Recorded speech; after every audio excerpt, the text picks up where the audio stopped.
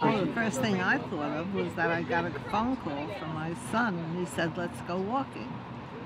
So I was prepared for that, and then my other son called, and he decided to join us. So here we are at the lake in the park, and sitting on a bench to rest up. Yeah, I mean, I also got up very aware of a beautiful warm day and thought about how to be outdoors. My options are a little limited at the moment as I'm recovering from some shoulder repair, so I can't do things like mow the lawn or walk the dogs, but I could manage a circuit of the pond. Right. Do you guys make this a regular thing with your mom when the weather's good? We try to take her out at least once on the weekend for a walk, because she spends a lot of time sitting inside during the week. Yeah. And so whenever the weather's nice, we try to go walking somewhere, and this is one of our favorite places. How does it feel to have your two sons with you today? Great. Yeah. That feels great. Imagine that. It's the best of all possible. Except having all three. Well, I mean, that's not possible. Does your other son I have another son. lives far away? Yeah, Right now he's in New York. He's in New York, but he lives most of the year in Utah. So he was actually up here visiting. It was last week. A week Last ago. weekend you'd have found me with all three. Last weekend we were all here. And how long have you lived in JP? Oh, gonna be 5 years. 6 years. 6 years. It's 6 years gonna in be July. 6 years. Time just seems to go. My, how time flies.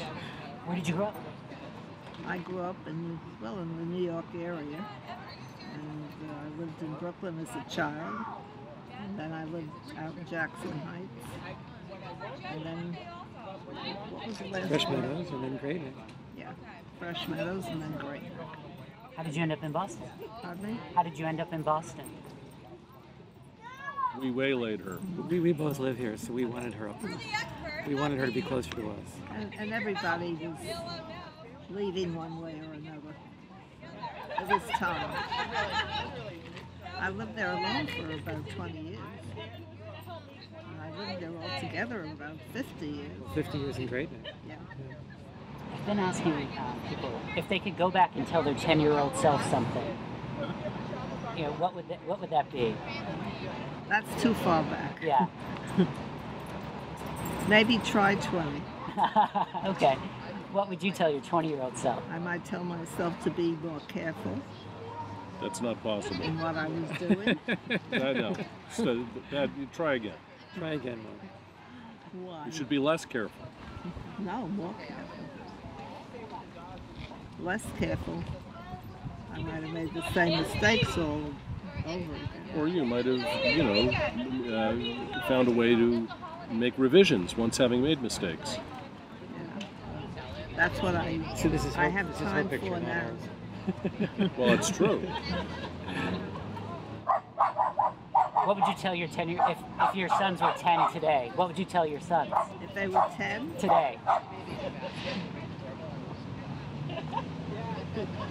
they were so different. One was different than the other.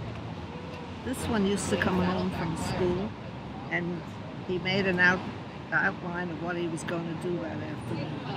How much time on homework, how much time on practice, how much time. My other son, who's in the middle between them, came home, and he played his guitar. Sometimes you didn't come home. Right. So, I mean, they were each different. What I told them was probably the same, but it didn't get the same effect. I wanted to ask you what you admire about your mother. Oh, that's a loaded question. You can't ask them that in front of them. They would never tell you. Well, I think what I admire about her is that she has a good spirit, and that she has always, we've never questioned her love for us. She's always been very loving and very supportive of us, even when it was difficult.